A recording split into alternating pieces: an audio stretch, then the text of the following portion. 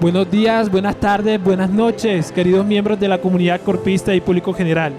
Como pueden ver, en la primera edición de Trasfondo Literario del 2023 estamos desde un lugar muy especial, directamente desde la Feria Internacional del Libro de Bogotá 2023 y con una gran invitada, la doctora Luz Marina Cano Molano, quien se encuentra presentando esta joya, Noología de la Muerte, su primera publicación escrita, libro que desarrolla. Segunda publicación escrita. Y bueno, estamos aquí no solamente presentando este libro, sino muchos más libros del Fondo Editorial Corpista. Estamos en el stand 214 en el pabellón 8 para compartir con todos los amantes de la literatura que se reúnen durante la Filbo. Doctora, ¿cómo se encuentra?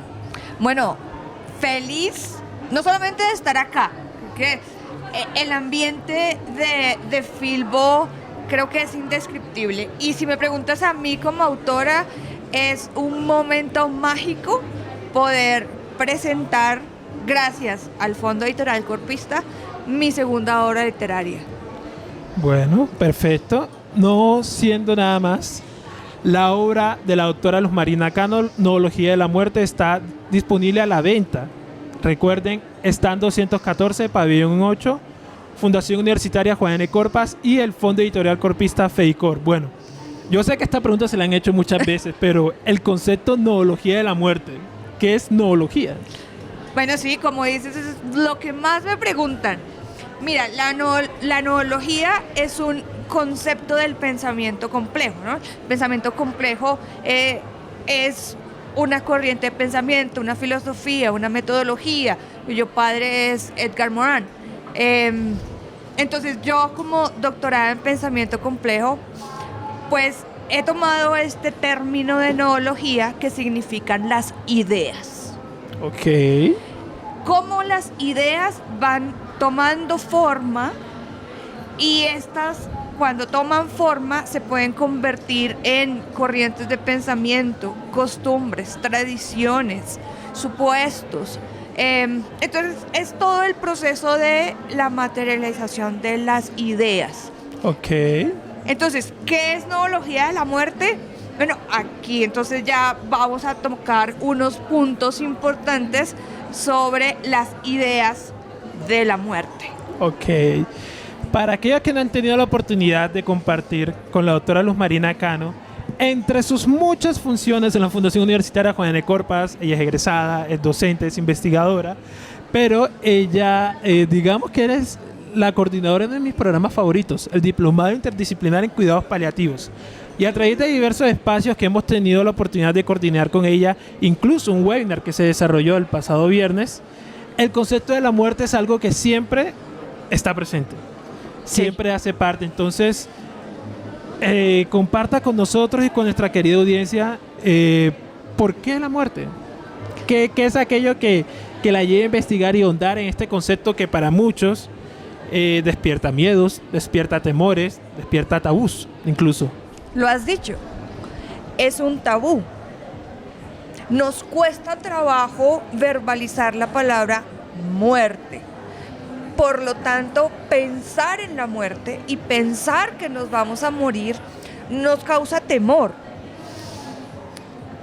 Pero, mira, yo duré más o menos un año escribiendo este libro, que pues, no es muy largo, esto no es un tratado filosófico, pero digamos que quería plasmar varios elementos sobre la muerte. Todos sabemos qué es la muerte. Todos la hemos vivido, Todos hemos vivido la muerte de un ser querido. No hemos vivido nuestra propia muerte, pero hemos vivido la muerte de un ser querido. Y no sabemos qué pasa, y no sabemos qué es lo que nos duele. Entonces, el solo hecho de pensar que vamos a dejar de existir, ya a algunos les pone la piel de gallina. ¿Sí? Sí, por supuesto. Pensar que quienes amamos van a dejar de existir nos pone la piel de gallina. Entonces, buscando literatura sobre la muerte es escasa, o sea, nadie se atreve a escribir sobre la muerte y para la muerte. Este no es un libro para el doctor, el postdoctor, es un libro para todos los que quieran ahondar un poquito en quiénes han pensado sobre la muerte. Entonces, pues los primeros que piensan sobre la muerte, pues nos podemos remontar siglos atrás. Entonces yo toco posturas de Heidegger, de Kierkegaard, más contemporáneos de Levinas, de Byung-Chul Han, que han escrito sobre qué pasa con la muerte en nosotros. ¿Sí? No las etapas del duelo, ¿sí? Sino la muerte, pensar en la muerte, cómo percibimos la muerte. Todos tenemos un concepto o una representación en nuestro cerebro diferente de lo que es la muerte.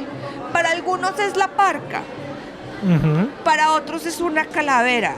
Que, bueno, es la portada de este libro, para aquellos que... Para otros es el paraíso. Entonces, la muerte está ligada a nuestro sistema de valores y creencias, principalmente. Está ligada a el estrato socioeconómico, está ligada a nuestro nivel de escolaridad. ¿Sí? Entonces, podemos darle muchos matices que van desde lo técnico hasta lo ontológico. Lo cierto es que la muerte está con nosotros y nos acompaña desde la concepción. En el hasta momento el que día que sí. partimos. El momento que nacemos, ya comienza la cuenta regresiva. Exactamente. Entonces, desde la concepción estamos muriendo. Hay otro elemento que toca el libro, y es cuando uno traza una línea de tiempo que llamamos historia. Entonces en la historia se anclan los filósofos, en la historia se ancla la música. Ahí tocó unos elementos sobre el impacto de la muerte en la creación musical. Ok, sí. Pues. Entonces, anclamos también la pintura o el arte. El impacto del arte, el impacto de la muerte en la creación artística. Y entonces, cuando yo empecé a ver por un lado la filosofía, la música, la iconografía en esa línea de tiempo, me di cuenta que pasaba algo en mí, y es que yo entraba en un diálogo con los autores, con los compositores, con los artistas, y me encontré con una categoría que se llama la intertextualidad, que es como el final del libro. ¿Qué quiere decir eso de la intertextualidad? Ese es un aspecto literario, cuando las obras se conectan o se interconectan unas con otras. A partir de diversos puntos de vista, conceptos, contextos, incluso en que fueron creadas. Exactamente, o sea, cuando tú lees un libro, tú no solamente entras en contacto con el autor, cuando tú te metes en ese mundo, entonces ese autor te lleva a otra experiencia, a otro autor, a otro escenario, y eso crea un marco comunicacional. Entonces entras en un diálogo no solamente con el autor, sino con otros autores, otros espacios. Y entonces, ¿qué pasa con la intertextualidad en la muerte? Que le permite al sobreviviente tener tranquilidad por una sola cosa: no fui yo el que morí. Ese suele ser el mayor, digamos, estado que se suele presentar cuando se presenta un fallecimiento. Es qué tristeza, pero el temor por qué hay más allá, que se ha escrito en todas las culturas del mundo por infinidad de autores. Y eso es un sentimiento que es muy yo he tenido esta conversación con muchas personas y siempre hay un sentido de culpa al respecto, porque nos da miedo muchas veces admitir que qué bueno es estar vivo. Indudablemente. Exactamente. La vida merece ser vivida. Sí. La vida hay que vivirla intensamente. Entonces, uno no tiene experiencias para la muerte, uno tiene experiencias de vida. Ahora, desde tu sistema de valores y creencias, pues uno quiere una buena muerte. Una ¿Sí? muerte tranquila. Una muerte tranquila. Indolora. Sin dolor, sin sufrimiento. Yo todos esos elementos los puedo controlar.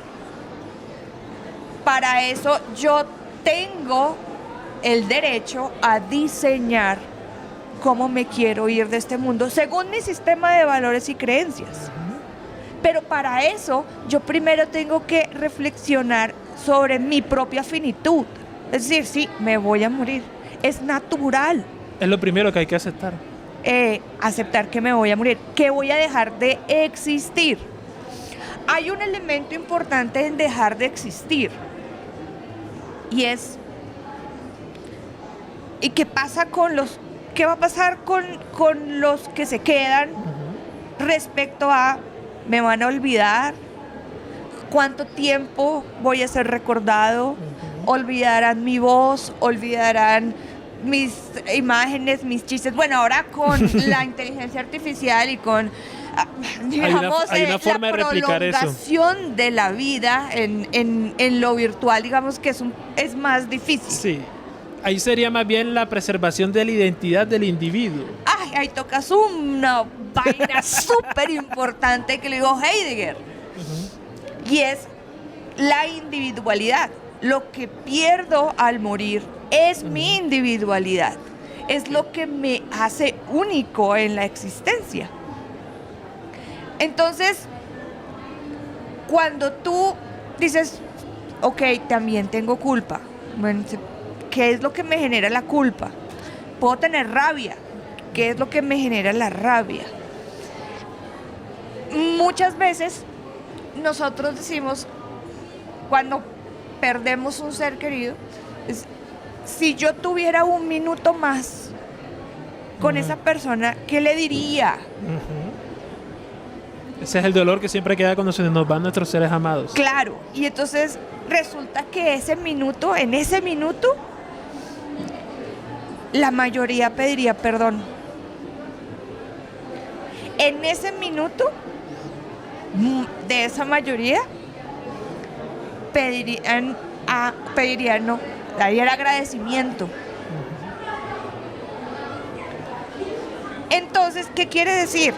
Que para que tú puedas morir en paz, tú necesitas llegar al final de la vida con esas dos, yo les llamo canasticas que uno tiene que llenar: el perdón y el agradecimiento. Eso es lo que te permite dar el gran paso de amor y el más importante, que es morir. Y es aceptar que voy a dejar de existir físicamente en este plano. ¿Sí? Sí. Entonces, cuando tú empiezas a hacer esa reflexión y aceptas tu propia muerte, ya lo empiezas a hablar en tu casa. Porque ahí viene uno de los más grandes tabús en una casa, aparte del sexo, Que es el tema de la muerte. que es la muerte. Que incluso cuando pues sucede, se oculta de los niños pequeños. Mira que eso viene de más o menos de 1800 hacia acá, porque antes de 1800 la muerte era pública.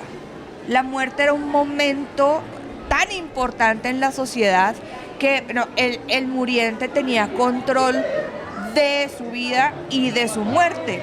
Entonces antes de 1800 la gente moría a los 25 años máximo, y nadie sabía realmente de qué se iba a morir o por qué se murió, no tenían ni idea. Plagas, enfermedades, Lo que fuera, guerras. todo. Pero era una gran fiesta. Entonces el muriente invitaba a toda la comunidad. Era un momento público.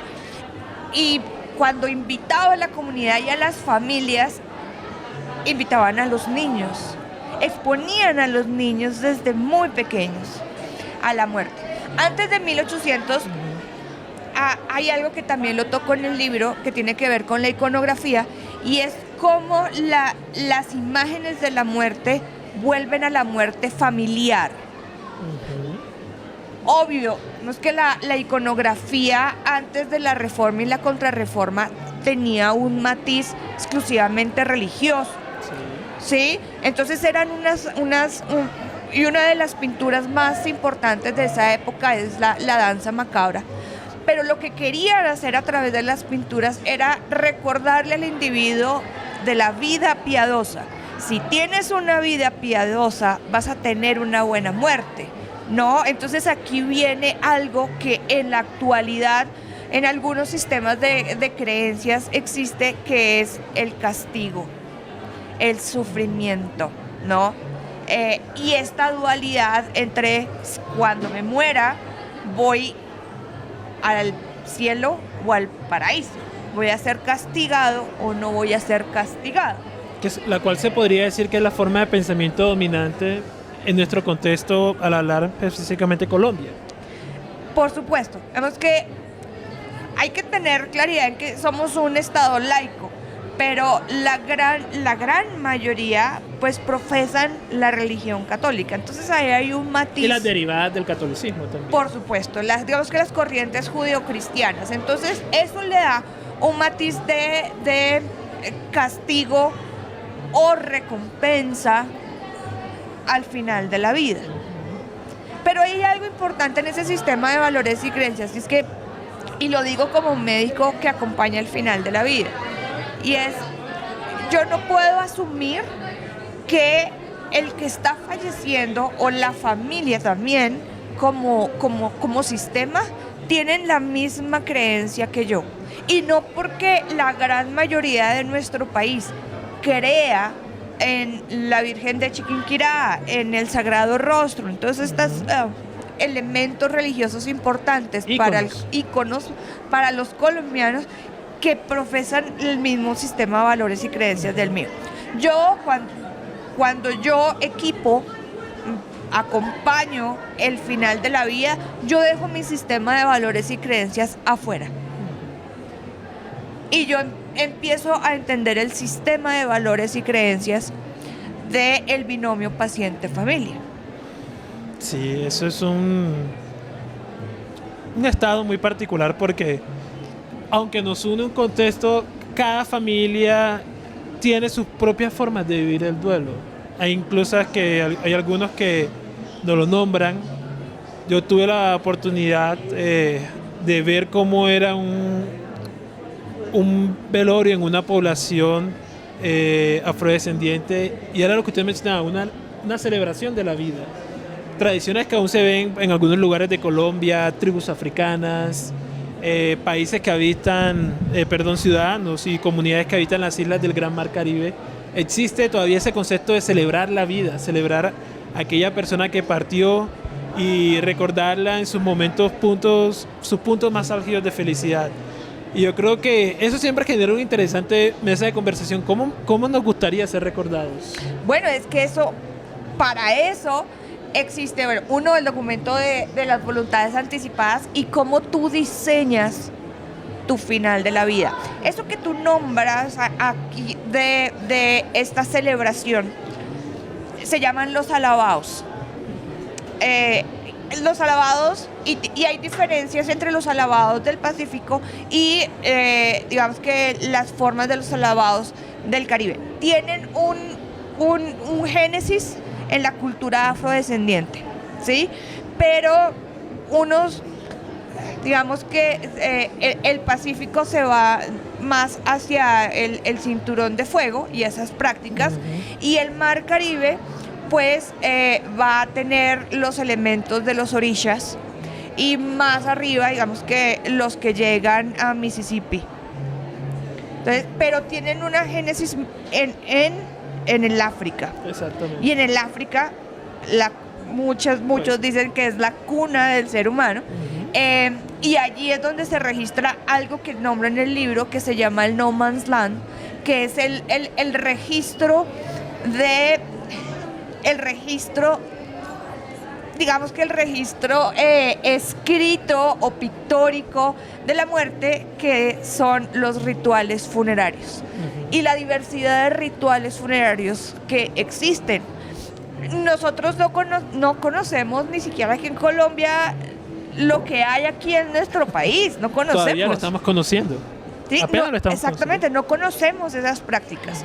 Y pues no conocemos esas prácticas porque es que como nos da miedo hablar sobre la muerte, y cuando alguien de nuestra familia quiere hablar sobre cómo quiere diseñar su fin de vida, pues hay alguien que le dice, oye, no hables de eso. No hables de eso, toco madera, sí, o sea, como no, porque se considera de mal presagio y de mal gusto hablar de la muerte. Ahí comienzan a entrar todas las creencias personales, todas las presunciones que incluso uno dice como un poquito absurdo, pero así es, así somos los individuos, así es el ser humano. Buscamos algo porque como hemos dicho, es un tema que muy espinoso, da miedo conversarlo. Claro que te da miedo. Porque en el fondo dices, ¿será que es que a mí me va a pasar algo? ¿Será? Porque como también, cuando muere alguien y la familia en el duelo, y cuando empiezan a compartir el dolor, pasa algo en la familia. O sea, y esto no es que no son ciencias exactas. Esto tiene que ver con lo que hay en el aire, en el éter. Con lo que se interpreta, ¿sí? Se observa. Cómo se interpreta la muerte, cómo se interpreta en los últimos días de cada individuo. Y es, oye, pero es que yo no me di cuenta que esa conversación que yo tuve se estaba despidiendo. Y es que él dejó todo arreglado hasta ese día. Y es que la casa empezó a oler diferente. Y es que empezamos a soñarnos. ¿No? Entonces, esto no son ciencias exactas, por supuesto. Nadie habla de eso y nadie escribe sobre eso. Eso es cierto. Y pasa en todas las familias y pasa en todos los sistemas de valores y creencias, no importa, porque los sujetos somos energía, y aquí entre tú y yo, aquí hay un montón de energía que está pasando. Obviamente esto da pie a pensar en otras instancias de lo que hay después de la muerte. ¿Sí? Eso, vemos que las prácticas espiritistas datan de más o menos 1800, ¿sí? Hacia 1800 y después era muy común asistir a las mediums, estar en las mesas de las mediums para conectarse con el más allá, ¿no? Siempre buscamos la forma de conectar, y hoy existe. Lo que pasa es que hoy también es un tabú decir voy a donde una medium, porque es que también consideramos que estas personas pues pueden que esté hablando carreta, ¿cierto? Siempre ¿sí? hay un temor. Pero es que hay tantas cosas que desconocemos. O sea, nosotros conocemos lo que hay en esta dimensión, y porque los seres humanos nos gustan las cosas certeras. Yo soy uno de esos. Nos gusta tocar, como, o sea, sí, está como San Tomás, o sea, necesito ver para creer. Bingo. Claro, y entonces cuando no sabemos qué hay después de la muerte, pues nos cuesta trabajo entender que pueden haber múltiples realidades simultáneas, pero aquí esta es una, por ejemplo. La realidad virtual que nos está acompañando. Exactamente, esto es una realidad. Esto es una realidad alterna. Y creemos en ella porque la vemos. Pero cuando no lo vemos nos cuesta trabajo. Ahí entra a jugar la fe, la creencia. Que es... Siempre juega un papel fundamental los sistemas de valores y creencias, siempre, por encima de todo, siempre. Entonces, escribir sobre la muerte, pues, no, para mí sigue siendo terapéutico. Para mí enseñar sobre la muerte es terapéutico y eso tiene que ver con mi vida personal. Muchos me preguntan cuándo yo empiezo a hacer cuidado paliativo o acompañamiento al final de la vida. Digo, yo creo que desde que tenía 17 años, cuando fallece mi padre. Y mi padre me preparó para su muerte. A pesar de que en mi familia, digamos que todo lo que está descrito en la literatura sobre el duelo, la negación del duelo, todo lo viví en mi familia. Mi mamá estaba en negación absoluta, mi papá cada vez estaba más deteriorado, pero ella cada día lo veía mejor. Eso llevó a que se nos prohibiera a nosotros hablar sobre la idea de que papá iba a fallecer. Pero papá a mí me enseñó sobre la vida y la muerte, y él fue muy amoroso y muy compasivo, enseñándome sobre el final de la vida y preparándome para aceptar su muerte. Después de eso, digamos que yo voy a entrar a la facultad de medicina con una promesa, y creo que es una promesa no solo a mi padre, es una promesa a mí misma. Y es que yo, mientras esté en mis manos, ayudar a la familia y el paciente en situación paliativa a entender este proceso, a verlo como un proceso amoroso y natural. El día de la muerte puede ser un día muy triste, pero no el peor día, porque lo que pasó en mi familia es que yo no tuve acompañamiento y me tocó arrancar mi duelo sola a los 17 años. Y cuando yo llegué a los 20 años, ya no solamente había perdido a mi papá, sino se había muerto mi hijo recién nacido. Y cuando yo terminé mi universidad, porque cuando yo entré al internado, mi tío, mi papá y mi tío, ellos fueron médicos. Mi papá firmó su voluntad anticipada, mi padrino me transfiere su voluntad anticipada de no ser reanimado. Entonces, cuando a él le da un infarto masivo, yo soy la que doy la orden de no reanimarlo. Entonces, ahí empieza mi recorrido en acompañarlo, en acompañar a todas las familias lo más amorosa y compasiva posible, porque yo lo viví. Y eso me lleva a escribir. No es fácil. Escribir no es fácil. Y para escribir hay que leer mucho. Y hay que seguir escribiendo y seguir practicando. Hay que darse, bueno, la oportunidad también de pensarse más allá y de ser, y en este caso, transgresor. Porque aquí hay que romper muchos imaginarios. El primero es la creencia de que si hablamos sobre la muerte es porque la estamos llamando o que es un mal presagio. Que parte de escribir es eso, es mostrarle a la gente que desde que existe la capacidad de pensar y razonar, se ha pensado la muerte. Que cuando yo entro en diálogo con los autores, los compositores, los artistas, y me da ese sentido de seguridad, esa comunicación es un espacio afectivo seguro. Y eso, porque es importante, porque creo que lo vivimos en la pandemia, cuando nos quitan los rituales funerarios y cuando no tenemos con quién compartir el dolor. Otras formas de cómo tributamos y cómo lloramos y cómo compartimos el dolor. Y entonces está la escritura, la pintura, cualquier tipo de expresión, no importa, dolorosa, ¿no? hay que plasmarla, hay que ponerla allí. La poesía, Gabriela Mistral es un ejemplo. Muchos de los poemas más importantes de ella están después de la muerte de su madre. Entonces, ese espacio afectivo seguro permite a los sobrevivientes gestionar mejor las emociones. Entonces, por eso las listas de reproducción musical del muriente son importantes.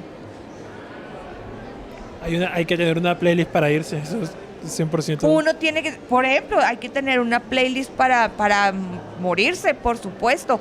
Y miren que en el metaverso hay un enlace en donde tú puedes designar a alguien para acabar tu vida. O sea, es que no es solamente el que tengamos un avatar, no es solamente que tengamos un profile, es que toda nuestra vida está ahora en digital. Toda nuestra vida está reducida a esto. O sea, por aquí nos comunicamos, por aquí pagamos, por aquí hacemos absolutamente todo. Entonces esto, digamos, nosotros no vemos lo que hay, no vemos las redes de conexión. Exactamente. Ahí está la prolongación de nuestra existencia y nosotros podemos también decidir si apagamos esa prolongación de la existencia. Ese tema abarca su propia serie de libros. Por supuesto, creo que lo que tengo es por escribir. Sí. Igual, yo creo que primero que todo, doctora Cano, gracias por compartir con nosotros.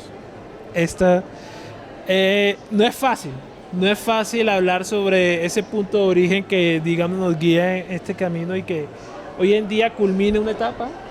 No al final, porque como usted mencionó, hay que seguir escribiendo, hay que seguir desarrollando, hay que seguir investigando. Pero este libro representa un punto de referencia no solamente para aquellos que quieran ser partícipes de esta conversación, sino que también quieran conocer qué es lo que lleva a una persona a escribir sobre la muerte. Eso es muy importante. Para culminar, doctora, me gustaría hacerle una pregunta. ¿Cuál considera usted que es el principal beneficio o que usted pueda considerar como una medida de éxito para alguien después de leer este libro? Yo creo que los beneficios son propios. O sea, entender la muerte desde las posturas de otras personas, entender la muerte desde la creación musical, entender la muerte desde la iconografía, pues me permite a mí primero romper mis propios tabúes o preconceptos que yo tengo sobre mi muerte. Creo que de ahí ya hay un terreno ganado. Cuando yo acepto ya que soy de carne y hueso y que estoy en descomposición desde la concepción, pues creo que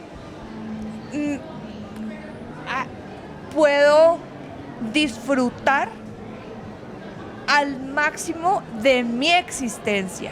Pues creo que, y lo dice Edgar Morin, es un autor también que yo coloco allí, y es que la muerte no es el fin, sino cuál es el fin de vivir. ¿Para qué existo? Y que ese para qué existo tiene que ver con lo que yo voy a dejar. ¿Cuál es la huella que yo voy a dejar en las personas que me rodean o cualquier persona que interactúe conmigo por mucho tiempo o por una sola conversación? La vida es para vivirla intensamente y vivirla intensamente hasta el último día. Yo creo que esa es la lección más importante que ha quedado de esta conversación. Vivir la vida intensamente hay que vivirla. Doctora Cano, muchísimas gracias por su tiempo, por esta bella y importante conversación. Es importante que gracias a la Fundación Universitaria Juan N. Corpas y a FEDICOR tengamos la oportunidad de colocar esta conversación sobre la mesa. Sabemos que no hay fácil, sabemos que hay mucho tabús, pero al mismo tiempo es importante que estemos abriendo estos espacios. Muchísimas gracias. No, gracias a ti por esta conversación. empezar ese trasfondo literario con la muerte, no, para mí es un honor. Hay que empezar por el final también. Por supuesto. ¿Podemos empezar por el final? Que no es el final, a su vez. Indudablemente, no es el final. Para mí es un honor tener en este stand una obra como estas. Gracias indudablemente a Fedicor, y bueno, yo los invito a todos a la Feria Internacional del Libro porque está buenísima. No sabe para dónde mirar, o sea, bueno, es una cosa llena de vida y energía. Es un escenario absolutamente intenso. Yo no quisiera llevarse todos los libros, porque encuentra uno de todo. La lectura es fundamental para la vida. Gracias a la lectura podemos desarrollar más el pensamiento crítico, el pensamiento creativo. Construir conocimiento, construir identidad. Construir, co-construir, ¿no? Nos permite entrar a otros mundos. Entonces, los invito a Filbo. Si no les gusta la muerte, no importa. O sea, no importa, la muerte no le importa realmente si la creemos bonita o no la creemos bonita. La muerte nos cae gorda siempre, la muerte nunca llega en un buen momento. Entonces, pues, más allá de que no quiera comprar mi libro, vengan a nuestro stand, porque hay muchas más obras. Y porque tenemos actividades importantes en esto del metaverso. Buenísimo, mi avatar quedó fantástico. Entonces, un agradecimiento también a quienes hacen posible nuestro metaverso. Y muchas gracias por este espacio y por este sentido espacio, y por la oportunidad de empezar a abrir y a romper paradigmas para poder poner sobre la mesa a nuestra querida muerte. Querida muerte. Ante todo, muchísimas gracias, querida audiencia, por estar en esta oportunidad con nosotros. Recuerden que estamos en el pabellón 8, stand 214. Encontrarán el stand de la Fundación Universitaria Juan N. Corpas y Fedicor, con toda la muestra literaria del Fondo Editorial Corpista, también de Medicor. Recuerden que en nuestro stand podrán disfrutar de una extraordinaria experiencia de realidad virtual, en la cual tendrán la oportunidad de recorrer no solamente espacios de nuestra universidad, sino disfrutar de experiencias de aprendizaje en el metaverso. Recuerden que estaremos aquí hasta el 2 de mayo. Muchísimas gracias por su tiempo. Feliz día, feliz tarde y feliz noche. Nos vemos en una próxima oportunidad. Gracias, un abrazo mortal para todos.